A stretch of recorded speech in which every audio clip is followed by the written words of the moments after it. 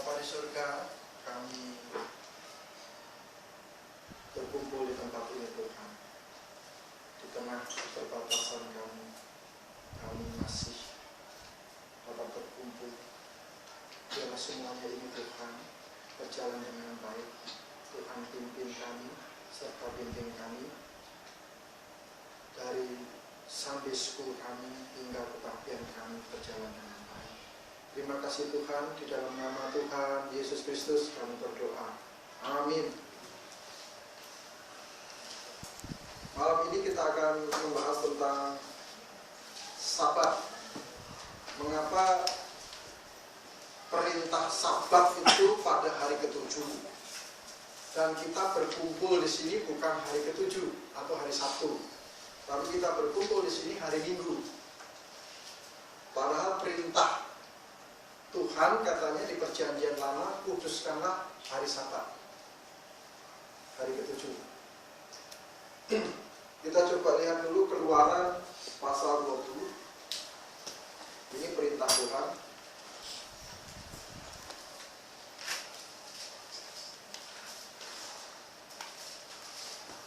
Keluaran pasal 20 ayat 1.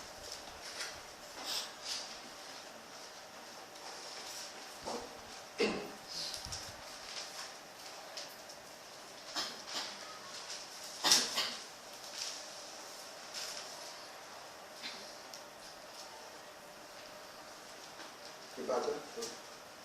Keluaran pasal 20 ayat 1. Lalu Allah mengucapkan segala firman ini. Ya terus, baca terus. Akulah Tuhan Allahmu yang membawa engkau keluar dari tanah Mesir, dari tempat perbudakan. Ya. Jangan ada padamu Allah lain di hadapanku. Jangan membuat bagimu patung yang menyerupai apapun yang ada di langit, di atas, atau yang ada di bumi, di bawah, atau yang ada di dalam air di bawah bumi. Jangan sujud menyembah kepadanya atau beribadah kepadanya. Sebab aku, Tuhan, Allahmu adalah Allah yang cemburu, yang membalaskan kesalahan bapa kepada anak-anaknya, kepada keturunan yang ketiga dan keempat dari orang-orang yang membenci aku. Tetapi aku menunjukkan kasih setia kepada beribu-ribu orang, yaitu mereka yang mengasihi aku dan yang berpegang pada perintah-perintahku.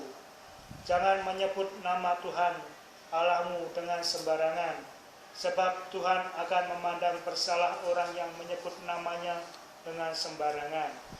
Ingatlah dan kuduskanlah hari Sabat. Ya cukup.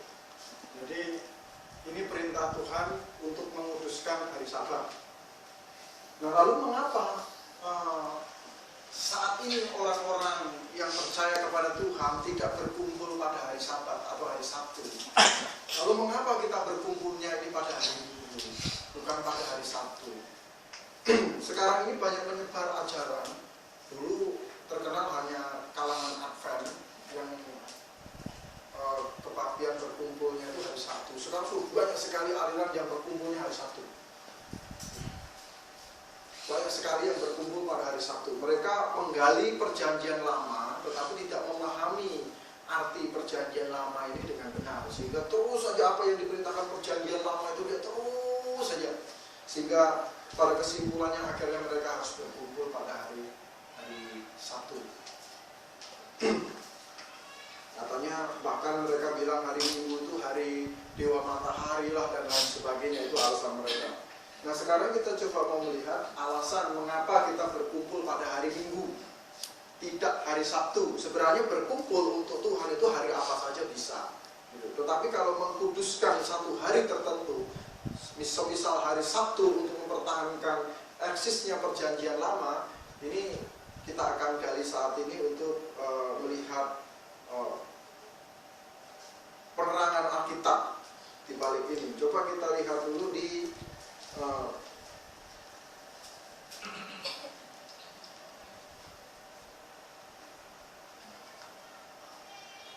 Kisah Para Rasul pasal 20 ayat 7.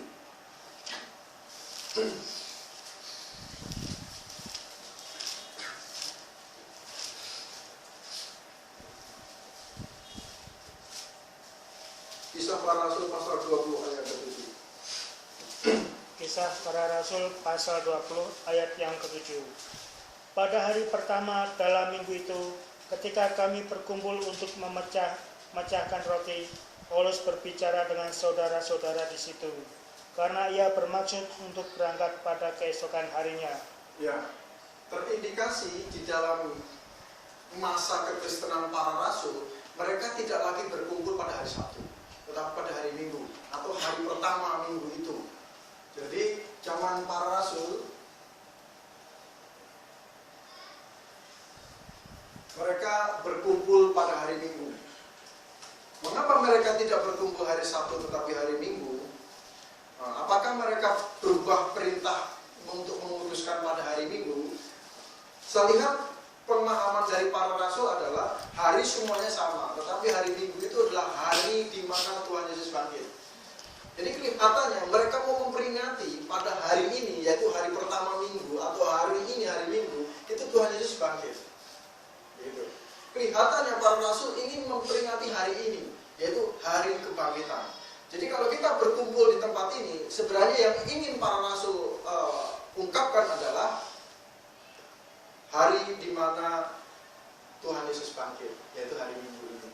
Sehingga ketika sambil berkumpul, mereka mengaminkan, ya Tuhan, Kau telah bangkit pada hari ini 2000 tahun yang lalu. Ya Tuhan, Kau sudah bangkit pada hari ini 2000 tahun yang lalu. Itu ya hari pertama minggu itu. Kemudian kita coba lihat di 1 Korintus pasal 16 ayat 2.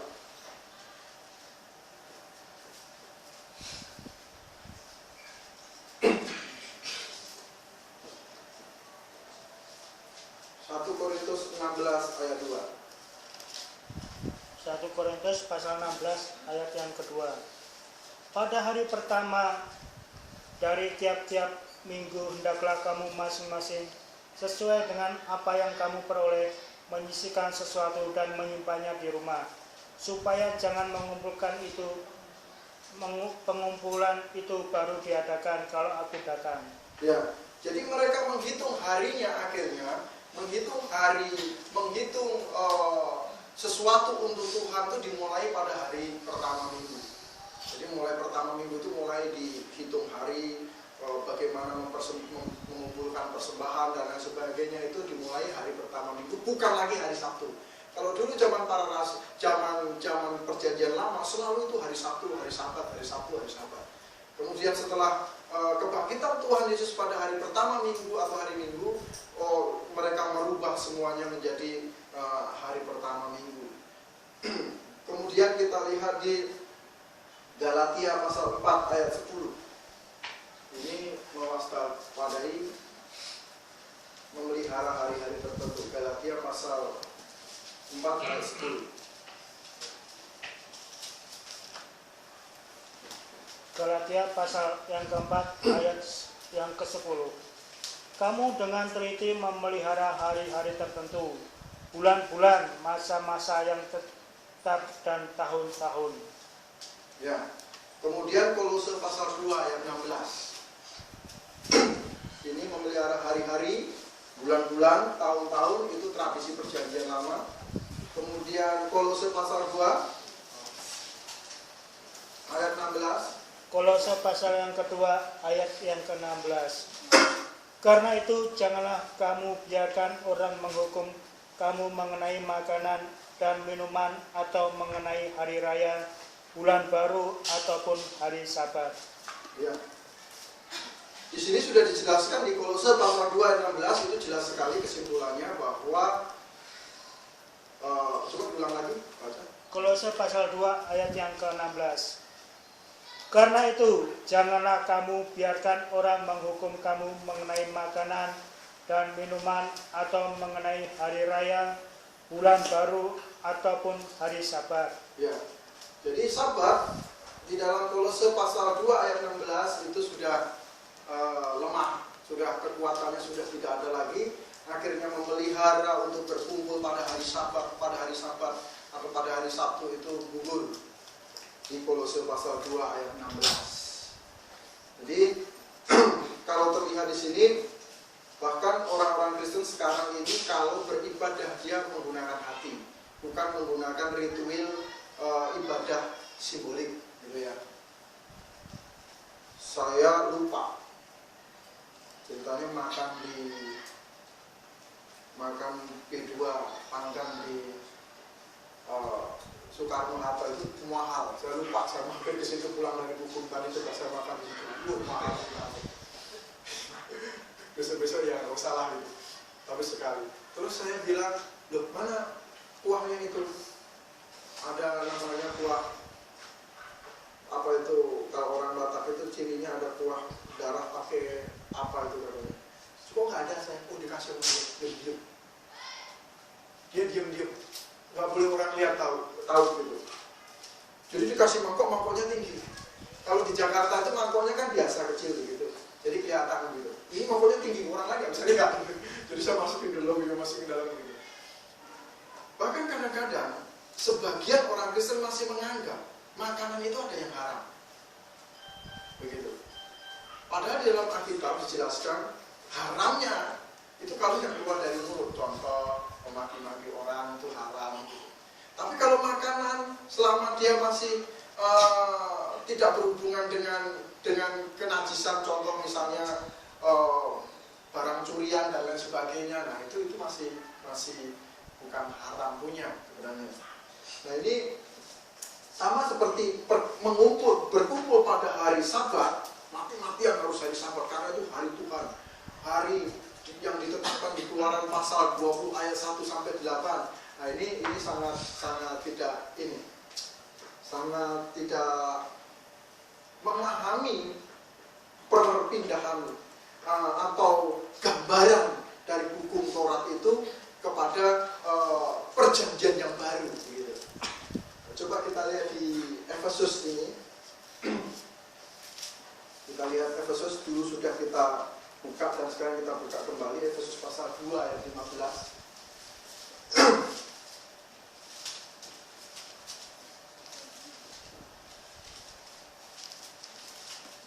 Efesus pasal yang kedua ayat yang ke-15. Sebab dengan matinya sebagai manusia ia telah membatalkan hukum Taurat dengan segala perintah dan ketentuannya untuk menciptakan keduanya menjadi satu manusia baru di dalam dirinya, dan dengan itu mengadakan damai sejahtera. Ya, jadi dengan matinya Kristus sebagai manusia atau kedatangan Tuhan Yesus ke dunia untuk menebus dosa-dosa manusia, maka segala ketentuan-ketentuan di dalam hukum Taurat sudah dicantumkan di dalam Kristus Yesus. Jadi kalau Tuhan Yesus belum disalib, belum menebus dosa-dosa manusia, maka hukum Taurat dan ketentuan-ketentuannya itu harus berlaku. Jadi saat ini kita harus masih melihat ada binatang yang berkuku belah dan sebagainya, ada haram halal dan sebagainya, karena Kristus belum hadir, belum disalib. Nah saat ini kita sudah melihat bahwa Kristus, dengan matinya Kristus sebagai manusia itu sudah berarti, maka segala ketentuan hukum Taurat itu ada di dalam penyaliban Kristus. Dan sekarang kata Tuhan, pada saatnya akan tiba dan sudah tiba sekarang, penyembah-penyembah benar menyembah Bapa dalam roh dan kebenaran, bukan di dalam hukum lagi, ini begini, bukan begitu lagi, tetapi sudah di dalam roh dan kebenaran setelah penyaliban Kristus. Jadi gambaran yang ada di dalam perjanjian lama, gambaran-gambaran yang simbolik-simbolik yang menuntun kepada penyaliban Kristus, itu akhirnya katargio. Kalau katargio itu hancur. Jadi katargio itu di dalam penyaliban Kristus. Baik, jadi ini kalau kita lihat, seandainya kenapa kita kebaktian tidak hari Sabtu, kalau ditanya orang kenapa kita hari Minggu, karena tadi sudah kita jelasin bersama bahwa para rasul mempraktekannya pada hari pertama minggu, bukan hari Sabtu. Kemudian di dalam Kolose pasal 2 ayat 16, Sabat itu ditiadakan, artinya sudah tidak berlaku lagi untuk berkumpul pada hari Sabat. memelihara hari-hari tertentu termasuk hari Sabat. Kemudian di Efesus pasal 2 ayat 15, kenapa? Karena gambarannya ada di dalam penyaliban Kristus sebagai manusia. Kecuali saat ini Kristus belum datang sebagai manusia, maka kita harus tetap sabat begitulah. Baik, sampai di sini ada pertanyaan Pak untuk kebaktian, kenapa kita hari Minggu tidak hari Sabtu atau hari Sabat? Baik, nanti kalau berobat di rumah sakit Advent ditanya orang, kamu sih pengikut Dewa Matahari, kebaktiannya kan hari Minggu, Sunday. Sunday itu matahari, day itu hari Dewa Matahari. Jadi kita punya juga, orang bingung juga kita akhirnya. Jadi ya kalau Sunday kan bahasa Inggris, kalau kita kan Minggu, hari Minggu. Jadi Minggu kelihatannya dari bahasa Portugis domingo. Saya mau teliti dulu apa artinya itu, saya kurang begitu. Tetapi yang jelas kita hari pertama Minggu. Hari pertama Minggu, entah mau dinamakan apa, Sunday atau apapun, pokoknya hari pertama Minggu itu setelah Sabtu, itu sudah pasti. Atau setelah Sabat, atau hari Eka dalam bahasa Ibrani-nya. Oke, ada pertanyaan untuk Sabat, Pak? Atau Sabtu?